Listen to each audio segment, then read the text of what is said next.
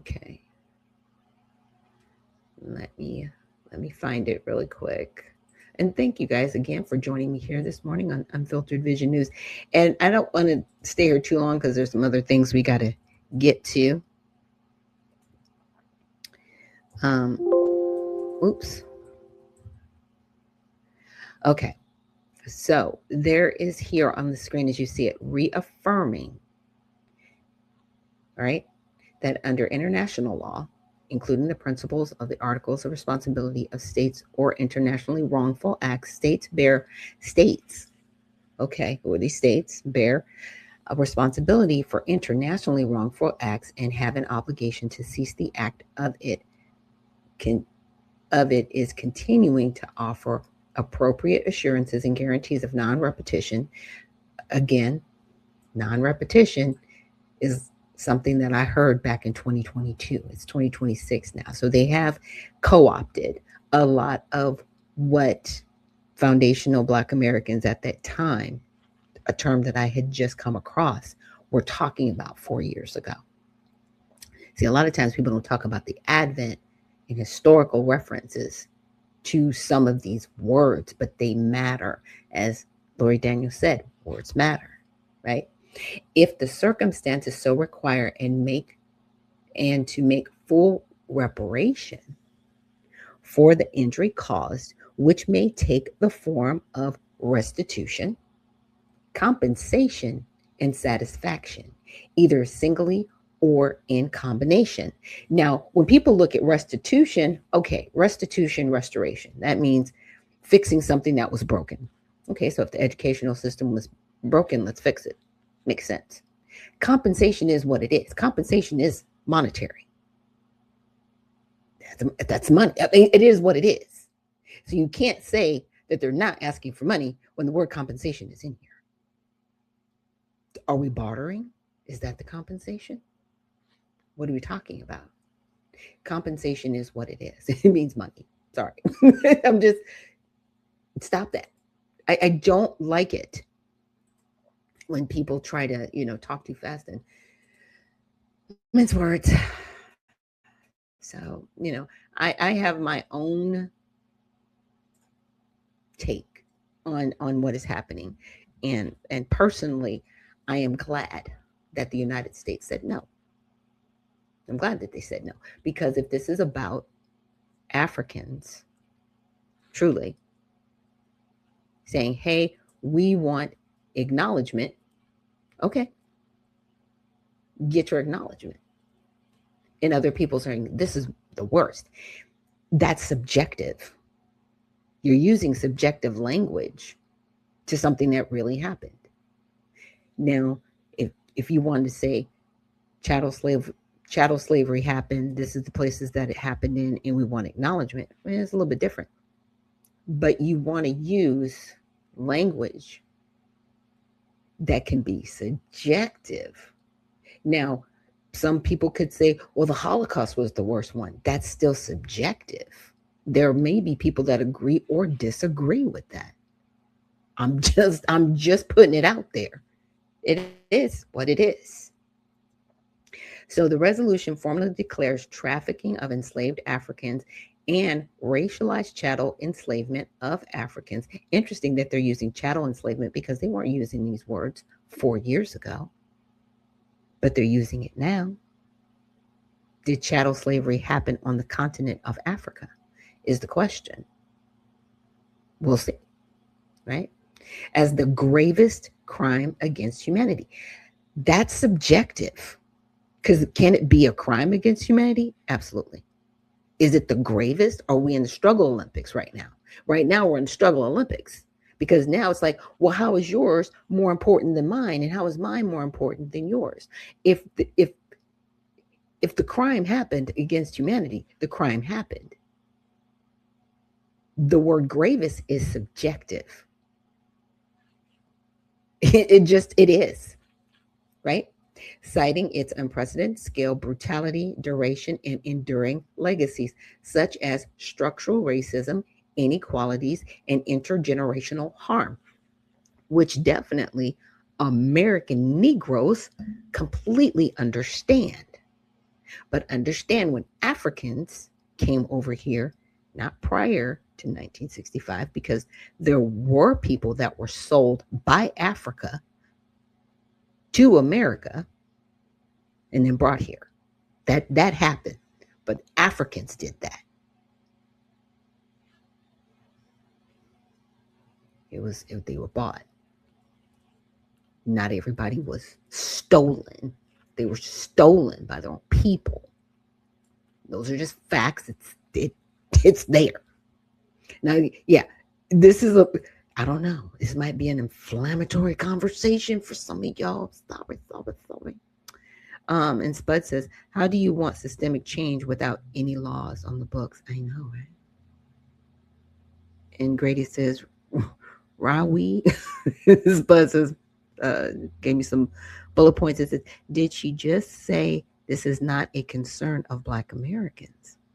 How, when they're complicit in the sale of us, they need money to pay us?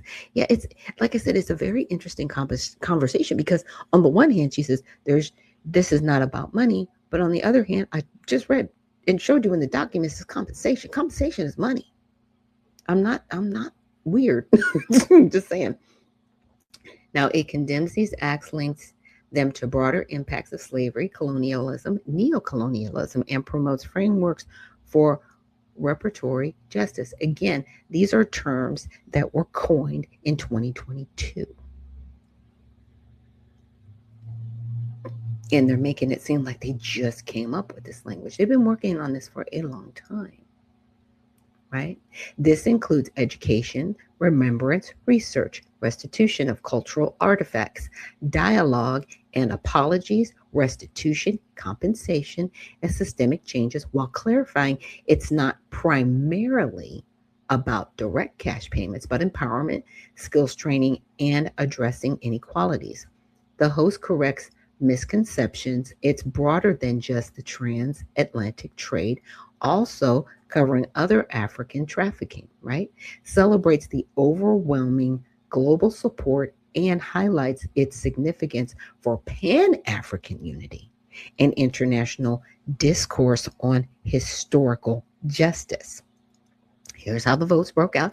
123 countries voted in favor, in agreeing that it was the greatest atrocity, right? They agreed that it was the gravest crime against humanity, right? Now, 52 abstained, which means they were like, we're not voting on this. 3 voted against it. It was the United States, Israel, and Argentina. But she never really gets into why they voted that way. She just assumes why they voted that way. Also, in her dialogue, she's described those countries, the ones that voted against, the no's, as apartheid or apartheid adjacent in the host commentary. It also mentions reactions within affected communities. Now, this is overall, I said, says, does the no vote from the United States make it apartheid or apartheid adjacent? Because I just want to know factually, not hyperbolically. Let's get your feelings out of it, right? Let's just have a conversation. What does their no stand for? Because again, some of these votes, I should say, and especially this one, can be subjective. It can be. It can be subjective. So let's find out the no.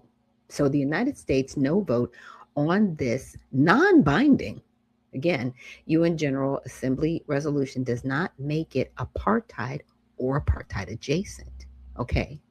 So the resolution was adopted on March 25th, declares the trafficking of enslaved Africans as racialized chattel enslavement as the greatest crime against humanity due to its scale, brutality, duration, and lasting legacies. It condemns these acts, links them to broader impacts of slavery, colonialism, and promotes reparatory justice, including apologies, education, blah, blah, blah. So we got there, the 3 no votes. Now, the U.S. official reasons for voting against this. The U.S. Deputy Ambassador Dan Negrea explained the position clearly.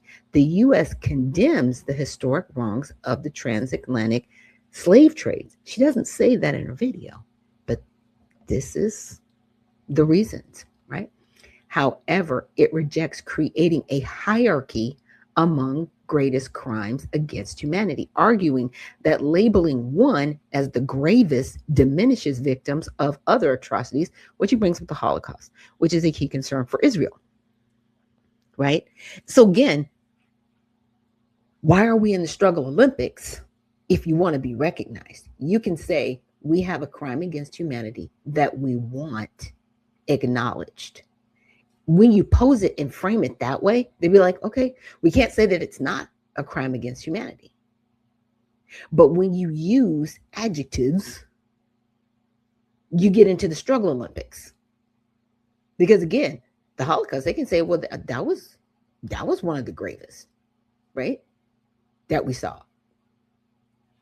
Because the people that were of Jewish descent that lived in Germany became pariahs to the point where they put them in concentration camps and did all types of horrific things to them after they were freed people. They weren't,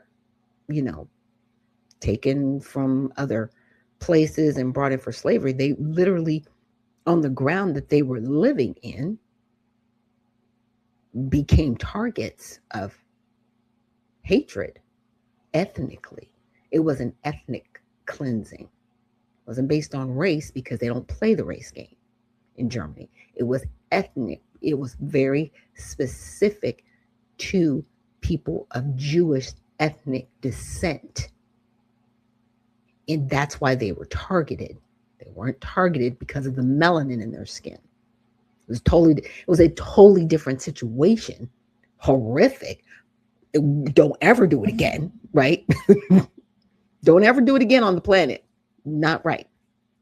People's minds were not right when they were doing the things they were doing. In the name of what? In the name of what? I think that's what makes the Holocaust a very interesting time, I should say, in our global history. Because you targeted people based on their ethnicity.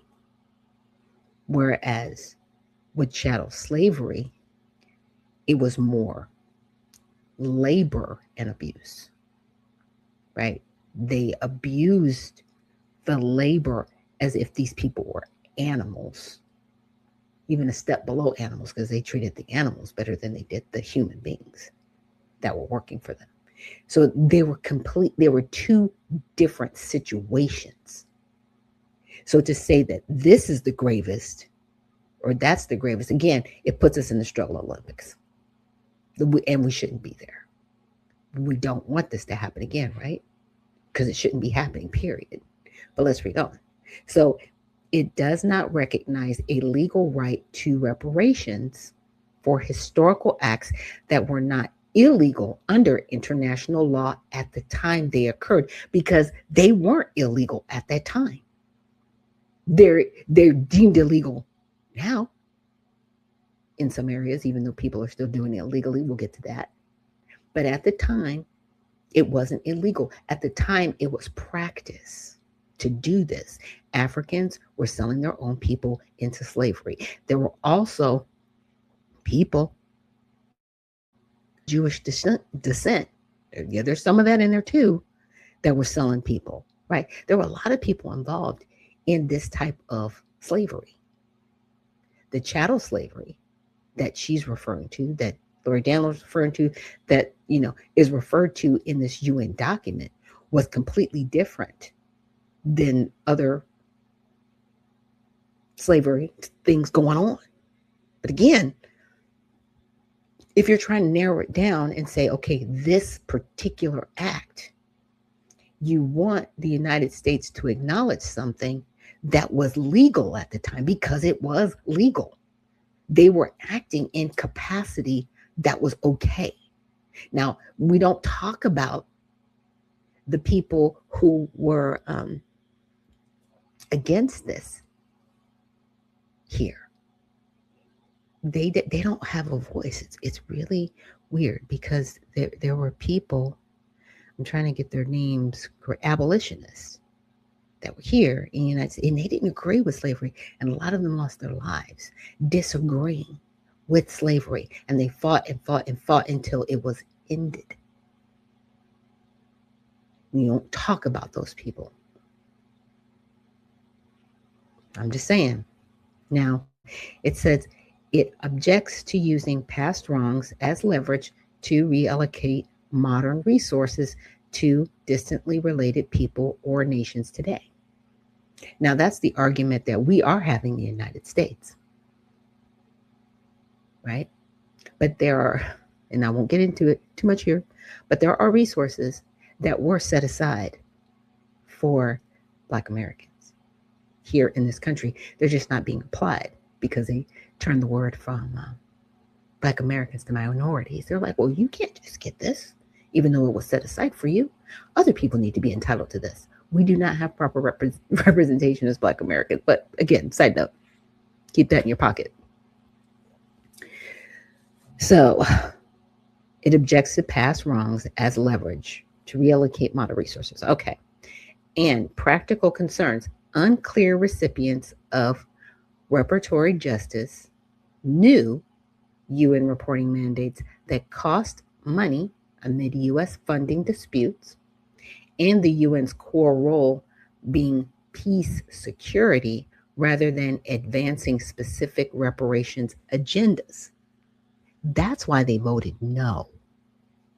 Because right now, to vote along with this, you are getting into an ideological